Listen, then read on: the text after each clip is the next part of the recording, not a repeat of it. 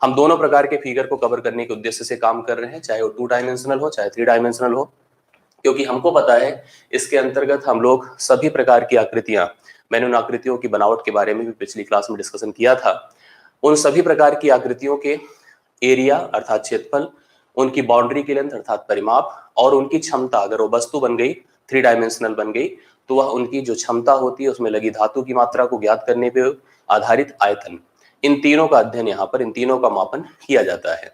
हम बात करेंगे 2 डायमेंशनल आकृतियों की, तो सभी प्रकार की आकृतियां, जिसमें त्रिभुज से अगर शुरुआत करें तो सभी प्रकार के चतुर्भुज ले लें, जिसमें आप rectangle, square, parallelogram, rhombus, Hindi में अगर बात करें तो आयत है, वर्ग है, समांतर चतुर्भुज, समलम चतुर्भुज, समलम समांतर चतुर्भुज, पंचभुज हो गया, पेंटागन, हेक्सागन, खडभुज हो गया, और वृत्त। एक बात मैंने आपको पिछली क्लास में भी बताई थी कि ये जितने भी प्लेन फिगर हैं, ये जो 2 डायमेंशनल प्लेन फिगर है जिसकी शुरुआत त्रिभुज से होगी, आगे हम चतुर्भुज पढ़ेंगे, पेंटागन पढ़ेंगे, हेक्सागन पढ़ेंगे, इन सबके लिए जो उपयोगी पार्ट है वो है सर्कल, जिसको आप हिंदी में वृत्त कहते हैं। और हम इस वृत्त का उपयोग आगे भी देखेंगे, इसलिए वृत्त की उपयोगिता को सबसे बड़ा मानकर चलते हैं, क्योंकि वृत्त सभी में लगभग लगभग संलग्न होता है, सभी के अंतर्गत, सभी के परिगत अटैच्ड होता है, तो इसका उपयोग बहुत बड़ा है, इसलिए वृत्त को समझना, परखना, जानना हमारे लिए आवश्यक है। हम सभी प्रकार के 3 डायमेंशनल फिगर की भी बात करेंगे, चाहे वो क्यूबॉइड का नाभ हो, चाहे क्यूब हो जिसको घन कहते हैं, सिलेंडर बेलन हो गया, कोन शंकु हो गया, स्फीयर गोला हो गया, और प्रिज्म एंड पिरामिड, ये 2 प्रकार के स्पेशल फिगर। इनकी दोनों स्थितियां, चाहे उनके ठोस होने की हो चाहे उनके खोखला होने की हो, दोनों प्रकार पे हम बातचीत करेंगे। अब समय जाया ना करते हुए टॉपिक की शुरुआत करें। जैसा कि मैंने पिछली क्लास में भी बता दिया था, अभी भी मैं आप कंटिन्यू करने जा रहा हूं कि हर प्रकार की इन समतल आकृतियों को हमने 2 डायमेंशनल से स्टार्ट किया है, अभी आगे धीरे धीरे हम लोग 3 डायमेंशनल पर पहुंचेंगे, लेकिन इन हर प्रकार की आकृतियों को पढ़ने के लिए जो हमारा उपयोग है वो सर्कल से अर्थात वृत्त से है। तो मैं आज के इस लेक्चर के माध्यम से आपको सर्कल, ध्यान से मेरी बात को सुनिएगा, सर्कल जिसको हम कहते हैं वृत्त, इसका कंप्लीट कॉन्सेप्ट और साथ साथ इससे रिलेटेड प्रैक्टिस ये कराने के उद्देश्य से इस सेशन को मैंने ऑर्गेनाइज किया है। मैं आप सभी से रिक्वेस्ट करूंगा और सबसे मैं यही कहूंगा और उम्मीद भी करूंगा कि आप इस पूरे सेशन के दौरान कॉन्सेप्ट को सीखने से लेकर के प्रैक्टिस को करने तक हमारे साथ बने रहेंगे। अभी मैं क्लास ले रहा था तो हमारे टेक्नीशियन जो है, आप जानते हैं उनको, मनमोहन जी, उन्होंने हमसे कहा कि सर गोला आप पढ़ाने जा रहे हैं। मैंने कहा आज मनमोहन से कि हम सर्कल स्टार्ट करने जा रहे हैं। मनमोहन जी ने कहा कि हम गोला सर स्टार्ट करेंगे। हमने कहा गोला तो नहीं होता यार। तो उन्होंने कहा नहीं सर गोला ही तो होता है। हमने कहा गोला नहीं होता है, ये वृत्त होता है। तो उन्होंने कहा हमसे फर्क बताइए सर क्या है। मेरे ख्याल से आपको भी ये फर्क कंक्लूड करना चाहिए कि ये जो वृत्त है और गोला जो है, इन दोनों में बेसिकली क्या फर्क है। तो मैं इसको आपको एक्सप्लेन करता हूं। वृत्त जो होता है, पहली चीज दिमाग में रखिएगा, एक 2 डायमेंशनल फिगर है। और अगर हम बात गोले की करेंगे, गोला जिसको हिंदी में हम लोग गोला कहते हैं, अंग्रेजी में हम उसको स्फीयर कहते हैं, यह आपका एक 3 डायमेंशनल फिगर है। आप अगर क्रिकेट ग्राउंड में हैं तो ये जो ग्राउंड बनाया जाता है सर्कुलर, ये देखिए सर्कुलर ग्राउंड बनाया जाता है, तो ये जमीन पर जो समतल बनाया जाता है इसको हम वृत्त कहेंगे, इसको हम वृत्त कहेंगे। बट इसके अंदर एक बॉल रखी होती है, जिस बॉल को लोग खिलाड़ी लोग खेलते हैं, इसको हम लोग गोला कहेंगे। गोला जो होगा वो रखा जाएगा किसमें, वृत्त में।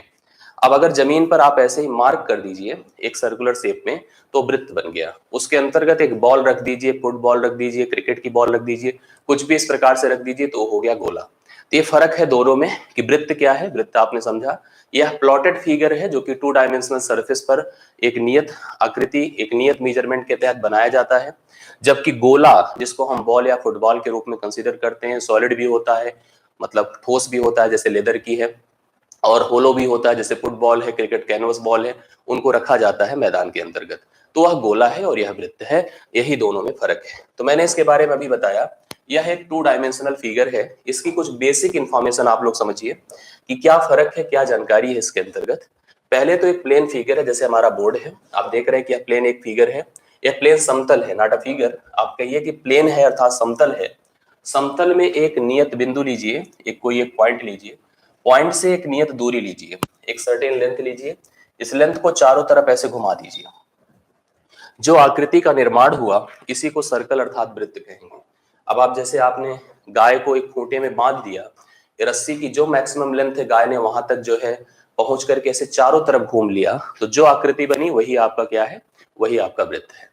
जो ये पॉइंट है यह वृत्त का केंद्र है, जो पॉइंट है वह वृत्त का केंद्र है, अर्थात इसको हम सेंटर कहते हैं। इसका नाम हमने ओ रख दिया। ओ से सतह की जो दूरी है, अगर सपोज करिए ए है, तो इसको हम रेडियस अर्थात वृत्त की त्रिज्या कहेंगे। रेडियस कहेंगे अर्थात वृत्त की त्रिज्या कहेंगे, हम इसको हिंदी में त्रिज्या कहते हैं। त्रिज्या का अगर आपने दूना कर दिया, त्रिज्या का दूना कर दिया यहां से यहां तक, तो इस लेंथ को हम लोग यहाँ पर अगर एबी की बात करें तो इसको हम डायमीटर कहेंगे। क्या कहेंगे? डायमीटर कहेंगे। डायमीटर का अर्थ होता है हिंदी में व्यास, जो कि त्रिज्या का दूना होता है। इसको हम 2r भी कह सकते हैं। यहां से यहां तक की लेंथ को आप क्या कह रहे हैं? 2r कह रहे हैं। अब वो गाय ने अगर ये पूरी लेंथ कवर कर ली, ये पूरी लेंथ बाउंड्री की घूम ली, तो ये जो पूरी लेंथ कवर हुई है, जैसे प्लेन फिगर में परिमाप होता था, उसी प्रकार से इस बाउंड्री की लेंथ को यहाँ पर सरकमफियरेंस कहा जाता है। सरकमफियरेंस कहा जाता है, जिसको हिंदी में हम लोग परिधि कहते हैं।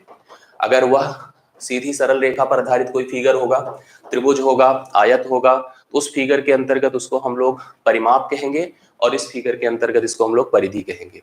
और जैसे बाकी में हमने उस दिन डिस्कशन किया था कि अगर हम इस पूरे रीजन की बात करें, यहाँ पर इस पूरे रीजन के अंतर्गत जो हम लोग सिंचाई कराएं, जुताई कराएं, यहाँ पर कुछ मार्बल लगवाएं, कुछ भी अपने हिसाब से स्टिकर लगवाएं, तो यह रीजन आपका इसका पूरा एरिया कहलाएगा। तो मतलब अगर आपने सोचा तो वृत्त के हम कुछ इंपॉर्टेंट सेगमेंट की बात अगर हम करें तो हमें क्या क्या जानकारी मिली। सबसे पहली जानकारी, वृत्त का अपना एक केंद्र है। केंद्र से सतह की नियत दूरी त्रिज्या है, और यह दूरी हर जगह पे कहीं भी आप सतह पे मिला दीजिए तो बराबर ही होगी, और वही त्रिज्या होगी, वही त्रिज्या होगी, और ये सभी त्रिज्याएं बराबर ही होगी, अर्थात केंद्र से सतह की दूरी सदैव नियत होगी, कांस्टेंट होगी, वो त्रिज्या कहलाती है। तो पहला पॉइंट यहाँ पर बनकर आया रेडियस। रेडियस को वृत्त की त्रिज्या कहते हैं। जनरली इसको हम आर से इंडिकेट करते हैं। अब हम इस रेडियस का डबल कर देते हैं तो हमें मिलता है डायमीटर। क्या मिलता है? डायमीटर, जिसको वृत्त का हम व्यास कहते हैं। इसको आप d से लिख दीजिए, d बराबर 2r हो जाता है, अर्थात आप रेडियस को दूना कर देते हैं तो हमको व्यास मिलता है। अब हमने आपको बताया कि जो बाकी के फिगर में परिमाप होता है वही यहाँ पर परिधि अर्थात सरकमफियरेंस कहलाता है। सरकमफियरेंस कहलाता है, जिसको हिंदी में हमने कहा परिधि हम कहते हैं। परिधि है जो कि अगर फार्मूले सी से अगर हम इसको इंडिकेट करें, दिस इज द 2πr, इसको हम लोग क्या कहेंगे? 2πr। लास्ट में हमारे सामने एक नया शब्द है जिसको हमने कहा पूरे सरफेस की बात कर रहे हैं, एरिया, अर्थात जो जनरली हम लोग पढ़ रहे थे बेसिकली, वो आपका क्षेत्रफल है, जिसको हम लोग πr स्क्वायर कहते हैं, मतलब पाई इंटू आर कहते हैं। एक शब्द यहाँ पर आप देख पा रहे हैं जो बनकर हमारे सामने आ रहा है, अगर हम उसकी डिफिनीशन, उसकी डिक्लेरेशन आपके सामने करते तो ज्यादा अच्छा रहेगा। पाई।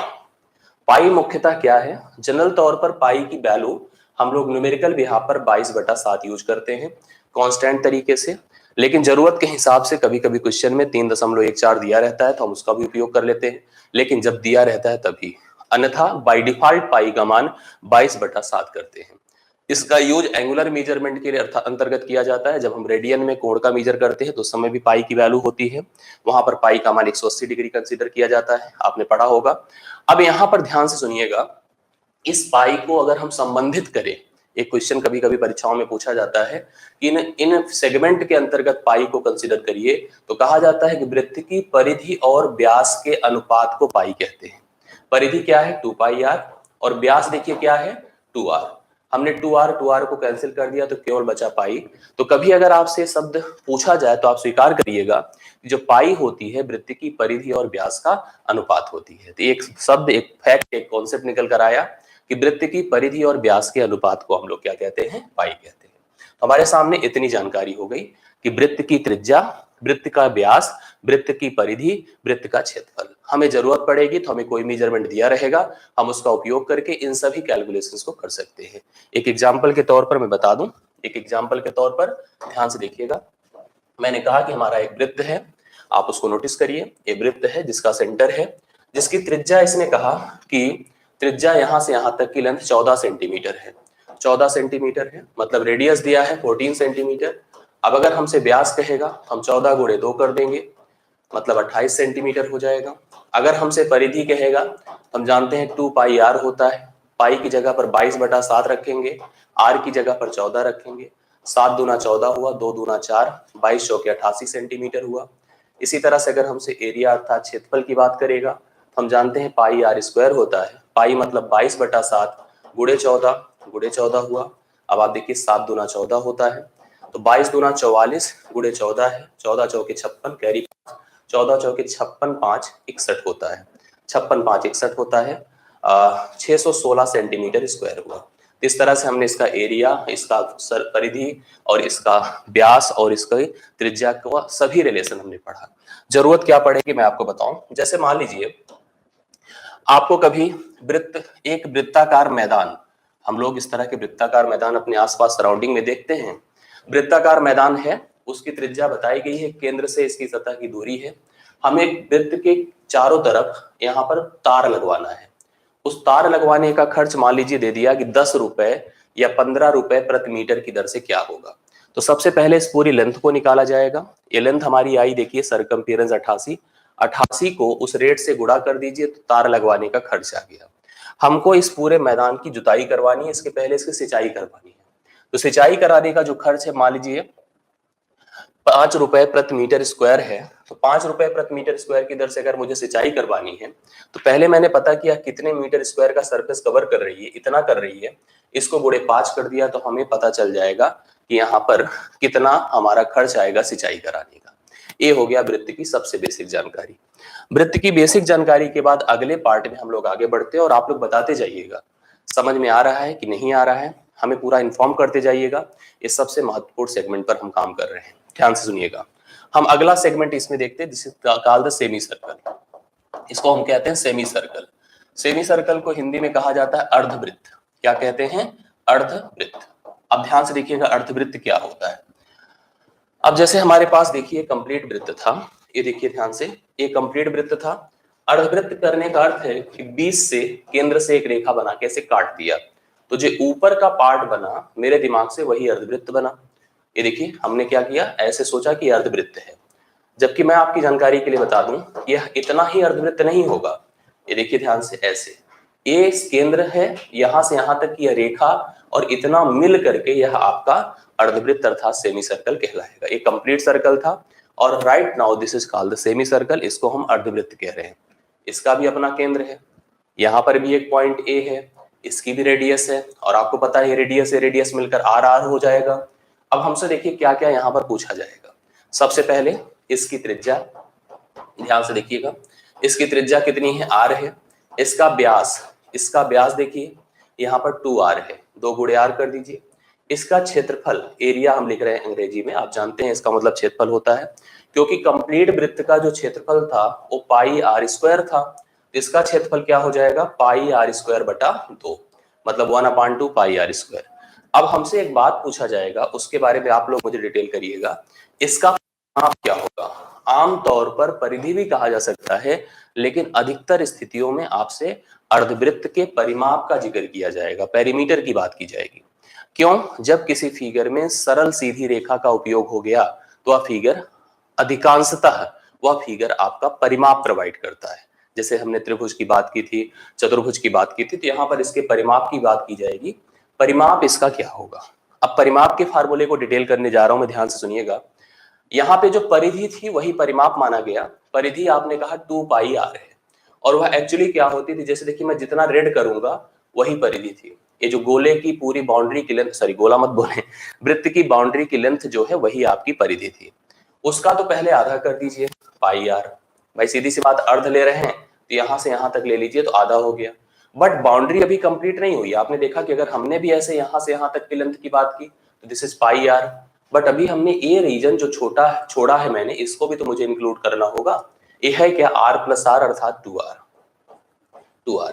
तो मैंने यहाँ पर r जैसे ही कॉमन किया तो हो जाएगा पाई प्लस 2। तो पाई प्लस 2 ये आपका परिमाप होगा। आप ध्यान से समझने की कोशिश करिएगा। आप पहले से भी इस बात को जानते हैं। क्या जानते हैं बताइए?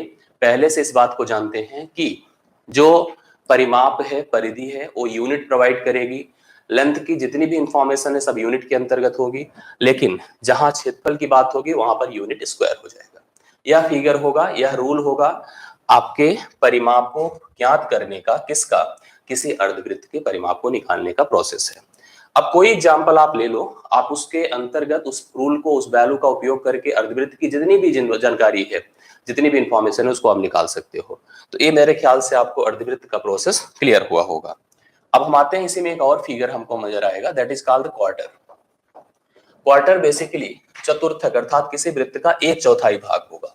आप इसको चतुर्थक कह सकते हैं, चतुर्थक अर्थात चतुर्थांश कह दीजिए, चतुर्थांश कह दीजिए, ये ज्यादा आपको समझ में आएगा।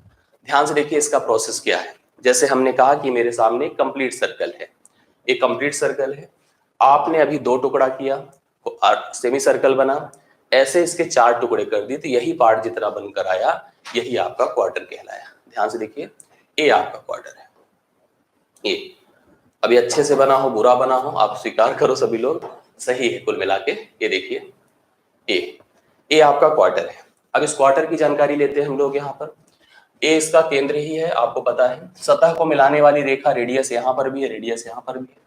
मतलब हम इस चतुर्थांश के अंतर्गत हमें सबसे पहले अगर त्रिज्या की बात करनी है तो त्रिज्या मूलतः आर हुई आपकी। यहाँ पर हमसे सबसे पहले एरिया अर्थात क्षेत्रफल की बात करेगा।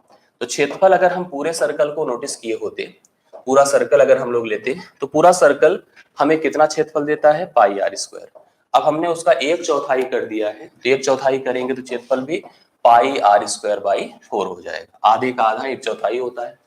इसमें सबसे बड़ी चीज परिमाप को लेकर थोड़ा डाउट सबको बनता है कि परिमाप मूलतः क्या होगा, किसी भी चतुर्थांश का परिमाप क्या होगा। अब आप एक चीज बताओ, क्या बताएं। सबसे पहले हम इसकी बाउंड्री की लेंथ लेते हैं। देखिए जो रेड से है ये पूरी बाउंड्री की लेंथ थी, यही परिधि थी, और यह 2 पाई आर थी। अब इस 2 पाई आर का अगर मैं 1/4 कर दूं तो यह आपका पाई आर बाई 2 हो गया। मतलब अगर हम लोग केवल इतने लेंथ की बात करेंगे यहां से यहां तक, ये देखिए अच्छे से बन जाए, ये बहुत बड़ी बात होती है। ये ज्यादा बन गया, हमसे कम बनना चाहिए था। देखिए ध्यान से, ये मैं फिर से बना के दिखाता हूं आपको। ये जो लेंथ है, ठीक है, ये लेंथ आपकी कितनी है, pi r by 2, pi r by 2, क्योंकि परिमाप हम कैलकुलेट करने जा रहे हैं। तो सबसे पहले लिखिए पाई आर बाई 2। फिर हमको क्या करना पड़ेगा, आर प्लस आर, पूरी बाउंड्री लेनी होगी, तो लिखेंगे 2r। यहां से भी अगर आप चाहो तो r कॉमन कर लो, तो बचेगा pi by 2 plus 2, pi by 2 plus 2, ये आपका परिमाप हो जाएगा। तो हमें जैसे ही, ठीक है, हाँ, जैसे ही हम लोग यहाँ पर परिमाप निकालने की कोशिश करें, क्षेत्रफल निकालने की कोशिश करें, त्रिज्या निकालने की कोशिश करें, इस तरह के वृत्त की हमें इंफॉर्मेशन, ये डिटेल भी आपको प्रोवाइड कर सकते हैं। इसके बाद एक और जानकारी, अब आपको मुझे अच्छे से मुझे क्लियर ही हो गया है कि आप सभी लोगों को अगर कोई भी एग्जांपल इसके बेस प्रोवाइड किया जाए तो आप लोग उसको भी अच्छी तरह से कर पाएंगे, उसमें भी कोई समस्या किसी को नहीं होनी चाहिए। एक और फिगर इसी में देखिएगा, जिसको हम लोग यहाँ पर रिंग कहते हैं। नोटिस करिएगा, रिंग। रिंग समझिएगा क्या है, जिसको हिंदी में हम छल्ला कहते हैं। अब छल्ला समझिए, छल्ला बेसिकली क्या है। छल्ला सही मैंने लिखा, शायद ऐसे होगा, ये देखिए छल्ला सही लिखा। हाँ, छल्ला। अब इसको समझिए, जैसे मान लीजिए मेरे पास एक वृत्ताकार मैदान है, एक वृत्ताकार मैदान है, ये देखिए इसका अपना केंद्र है। केंद्र से सतह की दूरी लेकर के इस प्रकार का एक मैदान बनाया गया था। इस मैदान के चारों तरफ एक जॉगिंग ट्रैक आप बना दीजिए, ऐसे ऐसे बना दीजिए। अब अच्छे से तो ना बन पाया होगा, लेकिन फिर भी आपने समझा होगा कि यहाँ पर क्या हम प्रोसेस बता रहे हैं। एक बार मैं इसको बना के कोशिश करता हूं, जिससे कि आप लोग को ये चीजें समझ में आ जाए।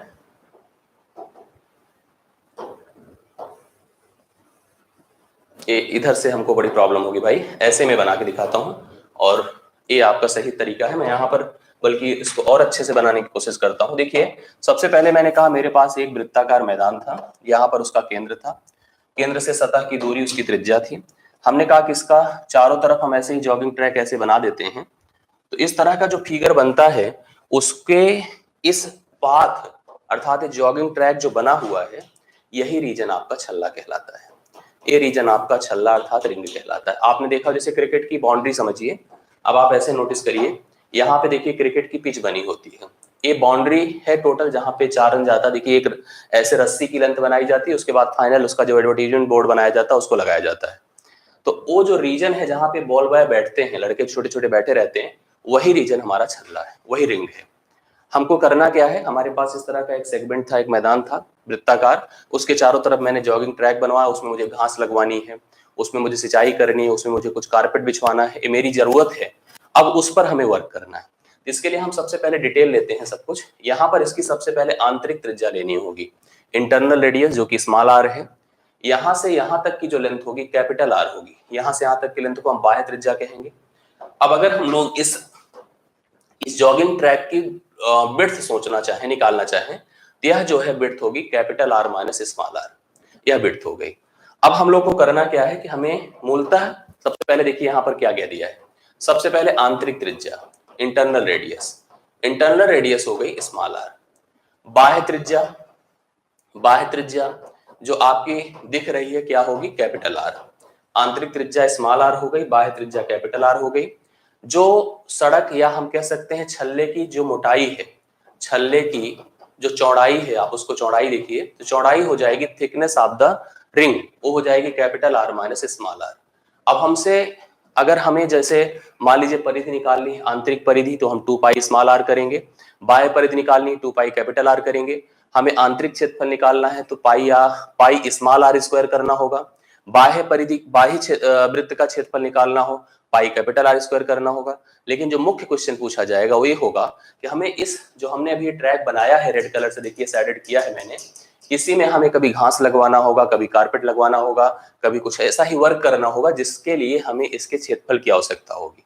हमसे यहाँ पर बेसिकली छल्ले का क्षेत्रफल पूछा जाएगा, छल्ले का क्षेत्रफल। अब इस छल्ले का क्षेत्रफल अगर निकालना है तो हम उसके कंप्लीट रेडियस मतलब बाह्य रेडियस का प्रयोग करके पूरे वृत्त का क्षेत्रफल निकाल दें, फिर आंतरिक रेडियस का प्रयोग करके छोटे वृत्त का क्षेत्रफल निकाल दें, और बड़े वृत्त के क्षेत्रफल से अगर छोटे वृत्त के क्षेत्रफल को घटा दें तो छल्ले का क्षेत्रफल आ जाएगा। मतलब ऐसे कुछ लिखें कि pi capital R square minus pi small R square. अगर मैं पाई कॉमन कर दूं तो R square minus R square हो जाएगा। अब R square minus R square आपको पता है A square minus B square के फॉर्मेट का उपयोग कर रहा है, जो कि ए प्लस बी और ए माइनस बी होता है। तो हम भी ऐसा कुछ लिख सकते हैं कि पाई आर प्लस आर और आर माइनस आर, ये आपका हो जाएगा इस प्रकार के किसी एक छल्ले का क्षेत्रफल। संभवतः यह जानकारी भी आपको स्पष्ट हुई होगी। ठीक है, अंगूठी में घास मत लगाओ, हमने जो है बाउंड्री की भी बात की है। ठीक है, हाँ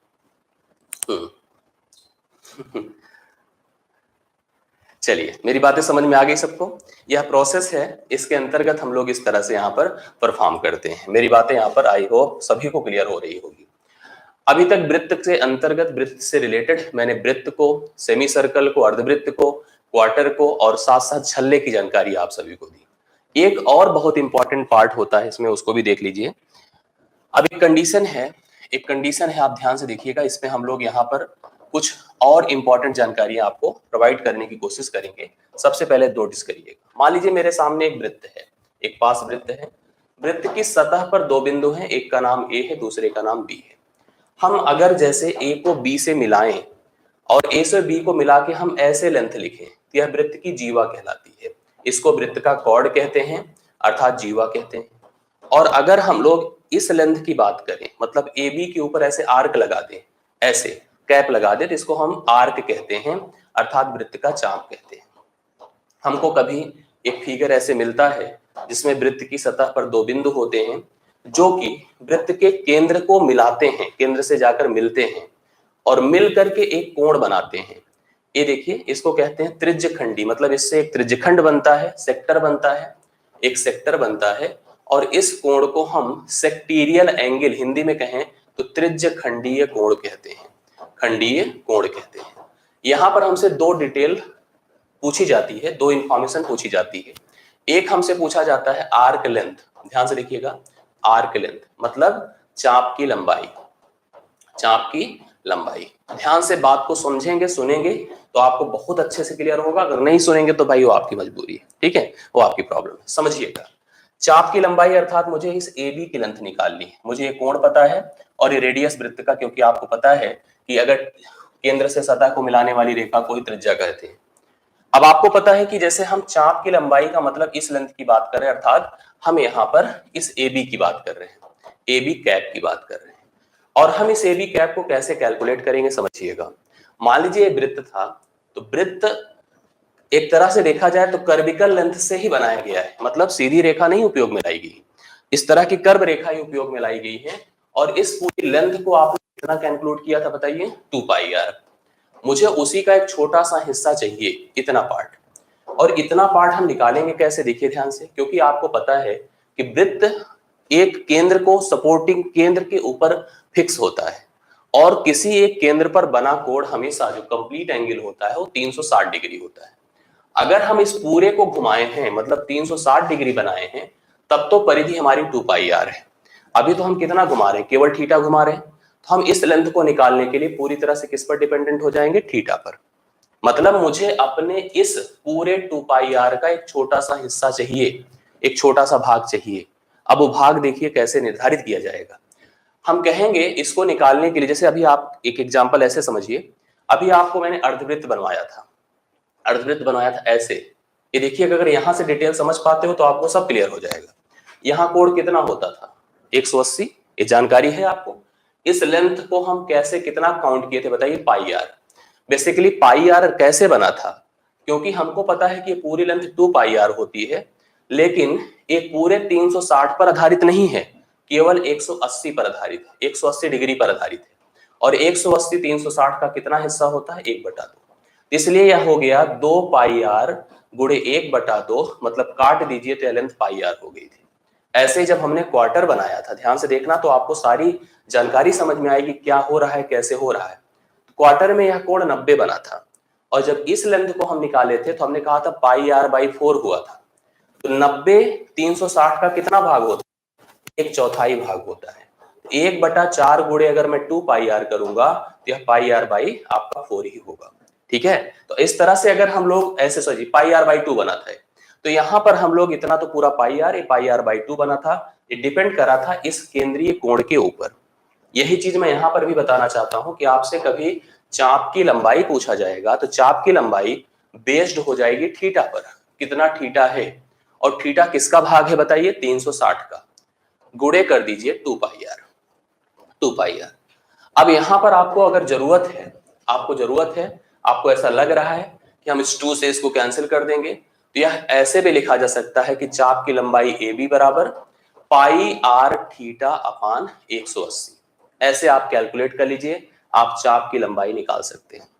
चाप की लंबाई निकाल सकते हैं, तो चाप की लंबाई आपकी कितनी बनकर आ रही है, पाई आर थीटा अपान 180। कैसे बना, मैंने बताया कि इस चाप की लंबाई आप कैलकुलेट कर रहे हो इस आर्क की लंबाई, जो कि किस पर केंद्रित है, थीटा पर। थीटा पर अगर केंद्रित है तो आपको क्या करना होगा बताइए, थीटा कितना है 360 का, थीटा बाई 360। पूरा लेंथ जिसका भाग आप ले रहे हो, पूरी लेंथ क्या है, 2 पाई आर, तो 2 पाई आर थीटा अपान 360 या पाई आर थीटा अपान 180 आप लिख सकते हो। दूसरी बात, अगर हमें जरूरत पड़ी, किसी ने कहा भैया ये पूरा इधर वाला बताइए ए बी कितना है, तो कोई बात नहीं, ये जो लेंथ आई है इसको हम 2 पाई आर से घटा दें, क्योंकि ये पूरी लेंथ 2 पाई आर है, इसमें ए लेंथ आपने निकाल दी है, 2 पाई आर से घटा दे तो हमको पता चल जाएगा। या हम इधर का कोण ही निकाल दें, इधर का कोण क्या होगा, अगर ये थीटा है तो यह 360 डिग्री माइनस थीटा होगा। इधर का कोण ले ले बटा 360 कर दें, तब भी आपको आर्क की लेंथ पता चल जाएगी। तो मूलतः अभी मैं इसको और एकदम साफ सुथरा लिख दूंगा, लेकिन अभी समझने की कोशिश करते रहिएगा। यहां पर अगर कंसंट्रेशन अच्छा है तो आगे सब समझ में आएगा। ठीक है, यहां पर कंसंट्रेशन अच्छा है तो आगे सब समझ में आएगा, नहीं है तो भाई नहीं क्लियर होगा। लेकिन इतना भी हम चाहें तो केवल फार्मूला लिख करके आगे बढ़ सकते हैं, बट मैंने सोचा है कि मैं पूरी डिटेल देकर जाऊं। तो डिटेल के लिए आपको यहां पर पूरी तरह से रेडी होना होगा, अच्छे से तैयार होना होगा और जुड़ना होगा। ये जैसे, हाँ, अभी इसके बाद एक और इंफॉर्मेशन हमसे पूछी जाएगी, इसका क्षेत्रफल क्या है। यहां पर हमसे पूछा जाएगा इस सेक्टर का क्षेत्रफल क्या है, area of sector, area of sector. अब आप सोचो, एरिया ऑफ सेक्टर मतलब मुझे केवल इतने का क्षेत्रफल निकालना है। इतने का क्षेत्रफल आपको पता है पूरे का क्षेत्रफल पाई आर स्क्वायर होता है, पूरे का क्षेत्रफल। जबकि मुझे उतने भाग का क्षेत्रफल निकालना जो थीटा के अंतर्गत हो, तो थीटा के अंतर्गत है तो मैं लिखूंगा theta upon 360 into pi r square. तो बेसिकली एरिया हो गया pi r square theta upon 360 degree. ये किसी भी सेक्टर का एरिया होगा। तो अब दो जानकारी मैं यहां पर मूलतः आपको लिख दे रहा हूं, ध्यान से सुनिएगा। ये वृत्त था, ध्यान से देखिएगा, ये वृत्त था, ए इसका केंद्र था, सतह पर दो बिंदु थे ए और बी, दोनों ने एक आर्क जनरेट किया। तो हम लिखेंगे आर्क, आर्क मतलब चाप, ए बी की लंबाई। अभी मैं एग्जांपल लूंगा इसकी, ए बी की लंबाई। तो क्या हो जाएगा, ध्यान से देखिएगा, मैंने अभी बता दिया आपको, ये हो जाएगा पाई आर थीटा अपान 180। चाहे तो आप लिखते 2 पाई आर थीटा अपान 360, या हम पाई आर थीटा अपान 180 लिखेंगे। हम लिखेंगे, अब इसको मिलाने से जो सेक्टर बना, इस सेक्टर का क्षेत्रफल अगर निकालना है, एरिया ऑफ सेक्टर, वृत्तखंड का क्षेत्रफल, एरिया ऑफ सेक्टर अर्थात वृत्तखंड का क्षेत्रफल, वृत्तखंड का क्षेत्रफल अगर डिटेल से समझेंगे आप लोग, ये हो जाएगा आपका pi r square theta upon 360 degree, ये हो जाएगा। इस रूल को दोनों को अपने दिमाग में रखिए। अब इस पर मैं एक एग्जांपल देता हूं, एग्जांपल लेंगे तो आपको सब समझ में आ जाएगा। जिस तरफ से, जैसे अगर इधर थीटा है तो इस थीटा का उपयोग करिए, अगर इधर की जरूरत हमें तो हम उधर के एंगल को पहले निकाल दें, उसके बाद उधर की सारी जानकारी निकाल सकते हैं। ये दो जानकारियां हुई। एक जानकारी और मैं यहीं पे बता देता हूं, उसको भी आप लोग नोट कर लीजिएगा। कभी कभी मुझे ये आर्क लेंथ पता होती है, आर्क लेंथ मान लीजिए एल है और रेडियस मान लीजिए आर है, ठीक है, तब भी हम क्षेत्रफल निकाल सकते हैं, एरिया हो जाएगा। क्योंकि आपको एक बात मैंने बताई होगी शायद मेरी जो पेड क्लासेस में होंगे, कि वृत्त की सतह से एक स्पर्श रेखा जब जाती है तो केंद्र से मिलाने वाली रेखा उस पर समकोण बनाती है, समकोण बनाती तो एरिया हो जाता है 1/2 गुणे, इसको आधार मान लिया जाता है, आर्क लेंथ एल को और रेडियस हम गुणा कर दें तब भी हम एरिया निकाल सकते हैं। ये भी एक इंफॉर्मेशन है, एरिया बराबर 1/2 गुणे आर्क लेंथ इंटू त्रिज्या, तब भी हम लोग क्षेत्रफल आराम से निकाल सकते हैं। एक एग्जांपल देखिएगा इस पर। मैंने कहा कि एक मेरे पास वृत्त है, ये ध्यान से देखिएगा, एक वृत्त है, वृत्त की जो रेडियस है, जो त्रिज्या है, वो मान लीजिए 10 सेंटीमीटर दी गई है। ये देखिए इसकी रेडियस जो है वो 10 सेंटीमीटर है। इसकी आर्क लेंथ, अब हमसे देखिए क्या बताया कि दोनों पॉइंट ने वृत्त के केंद्र के साथ 60 डिग्री का कोण बनाया, 60 डिग्री का कोण बनाया। हमसे पूछा जाएगा आर्क लेंथ मतलब चाप ए बी की लंबाई, चाप ए बी की लंबाई, चाप ए बी की लंबाई देखिए हमको निकालना है। तो मैं क्या लिखूंगा, आप लोग बताओ मुझे क्या लिखेंगे हम लोग। हम लिख सकते हैं यहाँ पर कितना हमने अभी बताया चाप के लिए, पाई आर थीटा अपान 180 या 2 पाई आर थीटा अपान 360 लिखिए। पाई आर, आर पहले पूरा लिख दीजिए फार्मूला, उसके बाद फिर हम लोग यहाँ पर अप्लाई कर दें। लिखिए पाई आर थीटा अपान 180। पाई मतलब 22/7, ठीक है, आर मतलब 10, थीटा मतलब 60/360 कर दीजिए। ये देखिए 1/6 हो जाएगा। अब यहां से देखिए कुछ कट रहा हो तो 3 कर दीजिए, 5 10 होता है, 22 5 110 बटा आपका 21 सेंटीमीटर हो जाएगा। इसको फर्दर कैलकुलेट करेंगे तो हम लोग यहाँ पर चाप की लंबाई निकाल सकते हैं। चाप की लंबाई आपके सामने है, ठीक है। अब दूसरी चीज हम लोग यहाँ पर क्या निकालेंगे, अगर हमसे मान लीजिए क्षेत्रफल कहता है एरिया, तो क्षेत्रफल हम लोग देखिए कितना निकालेंगे, लिखेंगे पाई आर स्क्वायर थीटा अपान 360। चलिए पाई मतलब आप रहने दीजिए, चाहे उपयोग में करिए, आपके ऊपर डिपेंड करता है। 22/7 गुणे आर मतलब 10 गुणे 10 गुणे थीटा मतलब 60/360, यही प्रोसेस है। 60 से इसको कैंसिल कर दीजिए, 6 बार गया, 2 3 6 होता है, 2 पंचे 10 हुआ। अब आप देखिए 22 पंचे 110, 110 मतलब 2 जीरो बढ़ जाएगा, बटा 7 3 21 सेंटीमीटर स्क्वायर, ये आपका क्षेत्रफल आ जाएगा। तो क्षेत्रफल भी निकल जाएगा और हम लोग यहाँ पर एरिया भी आर्क लेंथ भी निकाल सकते हैं। दोनों चीजें अपनी आवश्यकता अनुसार हमको जैसी जरूरत होगी उस प्रकार से हम कर सकते हैं। इतना सबको, हाँ 60/360 इसलिए क्योंकि वो पार्ट है, 360 कंप्लीट है वृत्त को जो केंद्रित कराता है, बाकी जो 60 है वो उतना केवल भाग है जिसका हम कैलकुलेशन कर रहे हैं, ये प्रोसेस है। कोई दिक्कत किसी को, मुझे बताइए।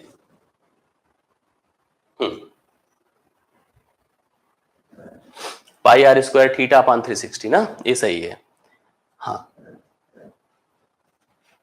हाँ, यहां पर थोड़ा सा ये गलती यहां पर हुई है, आप लोग देख लीजिए इसको। ये जैसे हमने लिखा है पाई मतलब 22/7, आर, आर आपके पास कितना है 10, थीटा हमारा 60 है, बटा 180 होगा इसमें, सही बात है, 60 तरीके होता है। तो 22 दहम्मा आपका हो जाएगा 220/21, इतना सेंटीमीटर होगा। ऐसा क्यों, क्योंकि वो 360 गलत से लिखा गया है, वो जबकि कितना होना चाहिए था, 180 होना चाहिए था। वो आपने संभवतः क्लियर किया होगा, ठीक है, ये होता है।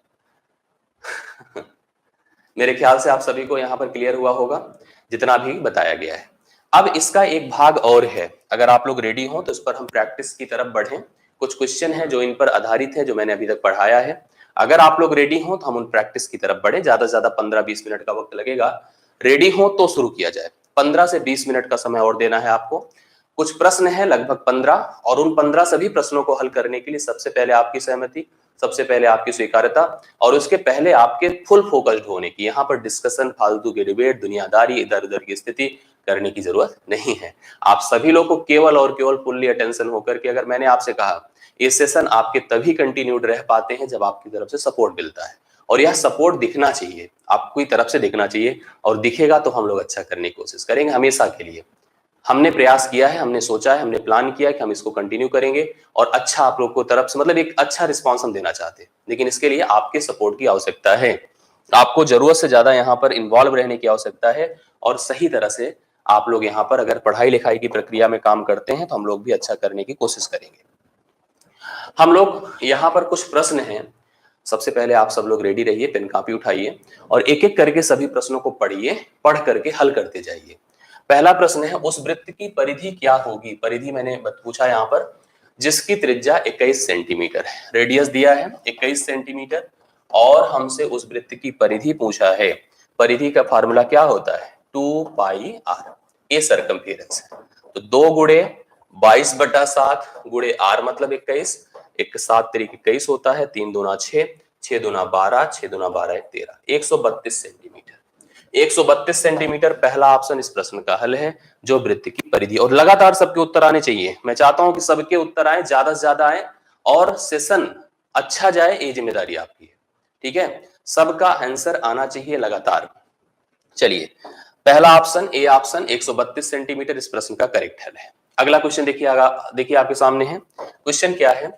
56 सेंटीमीटर व्यास वाले अर्धवृत्त का परिमाप क्या होगा?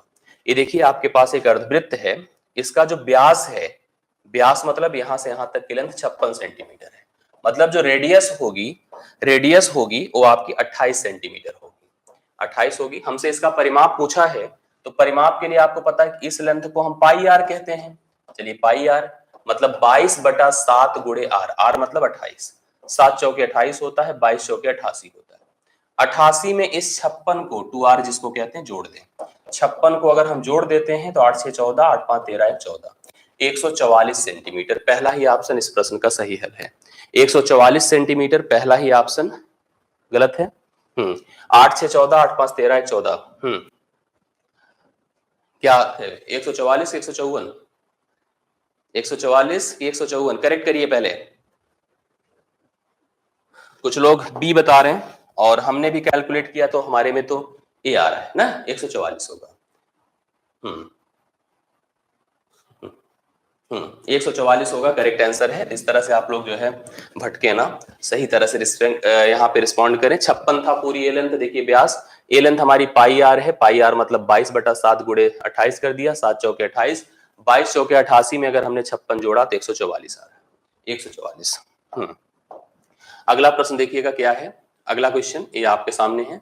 एक वृत्त की परिधि, परिधि मतलब 2 पाई आर, परिधि मतलब 2 पाई आर 352 सेंटीमीटर है। इसका क्षेत्रफल पूछा है, क्षेत्रफल के लिए पाई आर स्क्वायर करना पड़ेगा, पाई आर स्क्वायर। तो आप ध्यान से देखिएगा, सबसे पहले इसको लिखिए 2 गुणे 22/7 गुणे आर, आर हमको नहीं पता है, रेडियस निकालने की कोशिश करेंगे। 352 दिया है, 11 दूना 22 होता है, 11 तिया 33, 11 दूना 22, ठीक है। 2 दूना 4 अठे 32, तो आर का मान आपका 7 अठे 56 हो गया। अब हमको करना क्या है, एरिया निकालना है, जो कि पाई आर स्क्वायर होता है। तो 22/7 गुणे 56 गुणे 56, ये करना है हम लोग को, 7 अठे 56 होता है। और हम इसको जब गुणा करेंगे तो 8 दूना 16, 16 छके 96, हाँ 6 आएगा अंतिम में। अब मेरे ख्याल से 9 8 कितना आ रहा है यहाँ पे, जब हम गुणा करेंगे इसको तो देख लीजिए आप सभी लोग,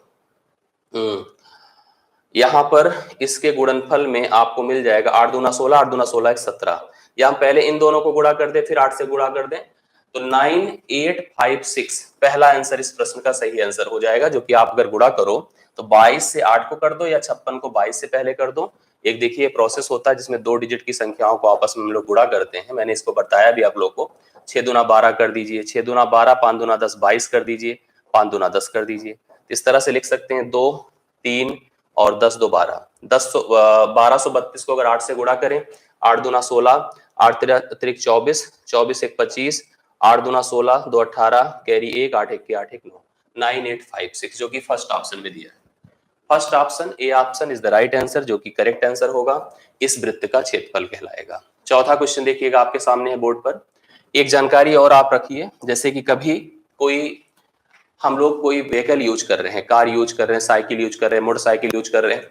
अगर मोटरसाइकिल में जो लगा पहिया होता है, ये देखिए पहिया है, कार में लगा जो पहिया होता है, अगर हम किसी एक सर्टेन डिस्टेंस को इस पहिए के द्वारा तय कराते हैं, किसी एक दूरी को, जैसे आप ए स्थान से बी स्थान तक तय करते हैं, तो हम ये निर्धारित कर सकते हैं, अगर मुझे इस पहिए के बारे में जानकारी दी गई है, पहिए की त्रिज्या क्या है जिस गाड़ी का उपयोग आप कर रहे हैं, और ये दूरी पता है, तो मैं बता सकता हूं कि इस दूरी को तय करने में हमारा पहिया कितने चक्कर लगाएगा। किसी भी एक पहिए अर्थात वृत्ताकार पहिए का उपयोग करके किसी एक निर्धारित दूरी को तय करने में लगाए गए चक्करों की संख्या, नंबर ऑफ टन्स अर्थात चक्करों की संख्या को निर्धारित करने के लिए लिखूंगा कुल दूरी। उसके पहले एक जानकारी दीजिएगा कि अगर पहिया एक बार घूमेगा तो कितनी डिस्टेंस कवर करेगा। पहिया एक बार घूमकर अपनी परिधि के बराबर की दूरी को तय करेगा। हम लिखेंगे पहिए की परिधि। पहिए की परिधि से अगर हम कुल दूरी को डिवाइड कर देंगे तो हमें कुल चक्करों की संख्या पता चल जाएगा। ठीक है, अगर हम लोग क्या बता रहे हैं यहाँ पे, जैसे कभी कोई कुल दूरी पता हो और हम जिस व्हीकल, जिस गाड़ी, जिस साइकिल, मोटरसाइकिल का उपयोग कर रहे हैं, उसके द्वारा हम उस डिस्टेंस को कवर करने में कितने चक्कर लगाएंगे, इसके लिए मैंने कहा कुल दूरी को पहिए की परिधि से डिवाइड कर दीजिए। तो आपने देखा कि यहाँ पर पहिए का जो व्यास है, व्यास जो दिया है वो आपका है 40 सेंटीमीटर। व्यास होता है 2 इंटू आर। अगर हम लोग यहाँ पर परिधि निकालें तो पाई इंटू डी भी एक प्रोसेस होता है।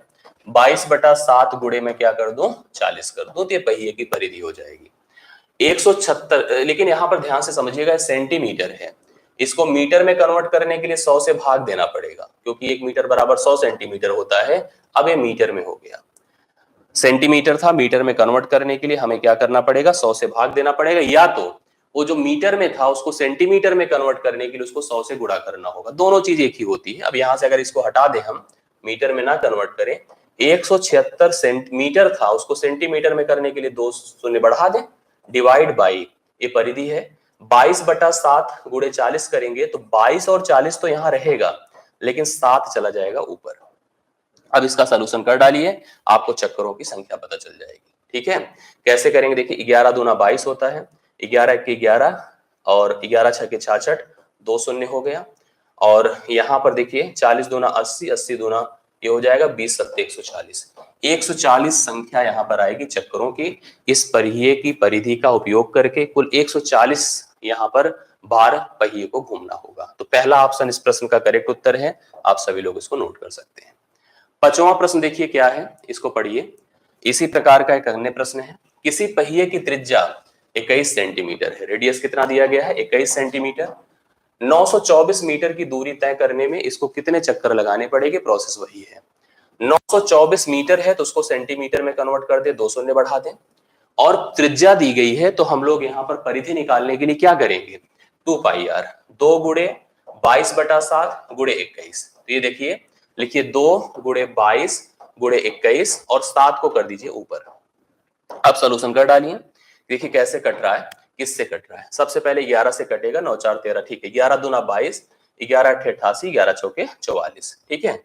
अब यहाँ पर देखिए 21 चौके 84, 84 से पूरा कट करके यहाँ 100 बचेगा, 100 को 7 से गुणा कर दें, 700 चक्कर लगेंगे। तो डी ऑप्शन इस प्रश्न का हल है, 700 चक्कर लगेंगे, ये सही प्रश्न इसका माना जाएगा, सही हल माना जाएगा। इस समझ में आ रहा है कि नहीं आ रहा है, मुझे बताइए, समझ में सबको आ रहा है कि नहीं आ रहा है, क्लियर करते जाइए।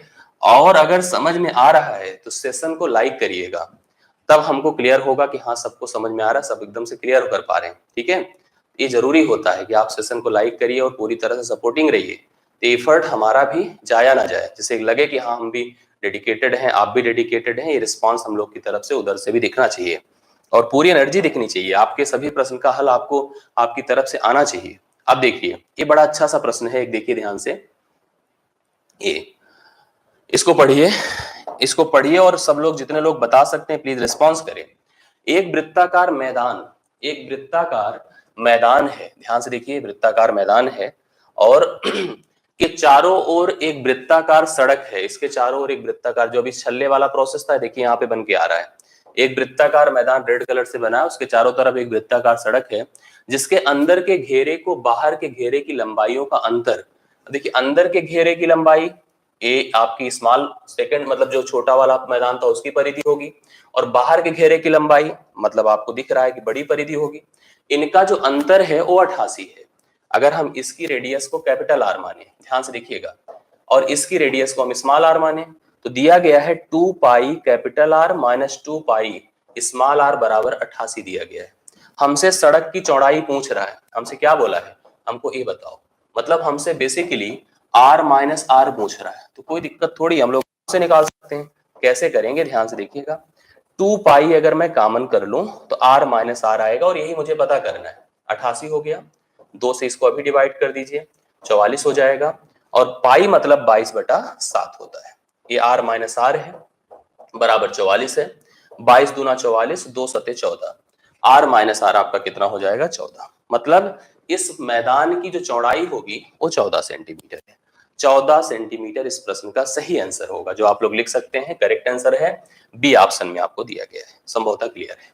7वां नंबर देखिएगा, 7वां, ये भी अच्छा सा प्रश्न है, आप सभी लोग इसको कवर करिए और इसको भी हल करिए। क्या दिया है प्रश्न देखिए, दो सकेंद्रीय, सबकेंद्रीय मतलब वही तरीका है, वही प्रोसेस है। ये देखिए सकेंद्रीय का अर्थ ही यही होता है, जो छल्ला बनाने की प्रोसेस अगर है तो सकेंद्रीय वृत्तों की बात की जाएगी, जिसमें एक स्मॉल आर होगा, एक कैपिटल आर होगा, ठीक। के क्षेत्रफल दिए गए हैं, जैसे हमें पाई कैपिटल आर स्क्वायर दिया है और पाई स्मॉल आर स्क्वायर दिया है। क्या क्या दिया है इसका देखिए, 154 इसका दिया है और 616 इसका दिया है। हमसे उसके बीच की सड़क की चौड़ाई बतानी है, उसके बीच की सड़क की चौड़ाई बतानी है, कोई दिक्कत नहीं। जैसे हम पाई कैपिटल आर स्क्वायर की बात करें जो कि 616 दिया है, तो यहां पर पाई मतलब 22/7, आर स्क्वायर है 616 है। देखिए 11 दूना 22 है, 11 पचे 55, 11 छके 66, 2 से इसको फिर डिवाइड कर दीजिए, 28 होगा। आर स्क्वायर बराबर 28 गुणे 7 होगा, जो कि 196 होता है, तो आर का मान 14 हो जाएगा। आप वर्गमूल निकाल दीजिए तो आर का मान यहाँ पर कितना होगा, 14 हो जाएगा। इधर चले जाइए, आपको दिया है ये मान, तो यहाँ भी 22/7 होगा, गुणे आर स्क्वायर है बराबर 154 है, तो देखिए 22 सत्ते होता है, आर स्क्वायर बराबर 49 होगा, तो आर का मान 7 होगा। तो आपने देखा कि कैपिटल आर मेरा आया था 14 और स्मॉल आर आया है मेरा 7, तो दोनों के बीच का डिफरेंस है, तो वही सड़क की चौड़ाई है, जो कि 7 सेंटीमीटर हो जाएगी, जो सी ऑप्शन में आपको दिया है। 7 सेंटीमीटर सी ऑप्शन इस प्रश्न का करेक्ट हल है, जो कि आप लोग यहाँ पर नोट कर सकते हैं, 7 centimetre as a right answer, ठीक है। तो देखा ध्यान से, यहाँ पर हमने देखा कि हमें बड़े वृत्त का क्षेत्रफल माइनस छोटे वृत्त, मतलब बड़े वृत्त का क्षेत्रफल दिया था, उससे हमने बड़ी रेडियस निकाली, बाह्य वृत्त की त्रिज्या निकाली और आंतरिक वृत्त की त्रिज्या निकाली, दोनों का डिफरेंस किया, सड़क की चौड़ाई आई। आगे बढ़ते हैं और 8वें नंबर पर आते हैं। देखिए 8वां क्या है, ये बड़ा अच्छा सा क्वेश्चन है, प्लीज बताइए, बहुत ओरल सा है, ऐसे प्रश्न मिले तो हम लोग के लिए बहुत आसानी है। देखिए क्या है, सभी लोग इस पर रिस्पॉन्स करें। यदि दो वृत्तों की क्षेत्रफलों के बीच का अनुपात 4:9 है, इनकी परिधियों के बीच का अनुपात क्या होगा। ये बहुत आसान सा प्रोसेस है। एक चीज मैं बता दूं, कभी जैसे वृत्तों के क्षेत्रफलों के बीच का अनुपात, तो pi capital R square pi small R square बराबर क्या दिया है, 4/9, पाई पाई से कटा, तो देखिए r/r जो होगा वो 2/3 होगा। r/r क्या होगा, 2/3। जो त्रिज्याओं का अनुपात होगा, जो त्रिज्याओं का अनुपात होगा वही परिधियों का अनुपात होगा। जो अब देखिए जैसे इसने हमसे बोला है, यहां पर हमसे कहा कि इनकी परिधियों का अनुपात, तो परिधियां क्या होंगी, 2 पाई आर कैपिटल में और 2 pi small R. 2 pi small R, सबसे पहले छोटे का रखा है तो छोटा पहले रखिएगा, फिर बड़े का रखिएगा, तो छोटा हमारे पास पहले रहेगा और बड़ा बाद में रहेगा। तो यहां पर कितना आंसर हो जाएगा बताइए, 2:3 हो जाएगा। जैसे इसने जो कहा है उसी रिस्पेक्ट में करिए, 3-2 मत बताइए, 3-2 मत बताइए, 2-3 बताइए।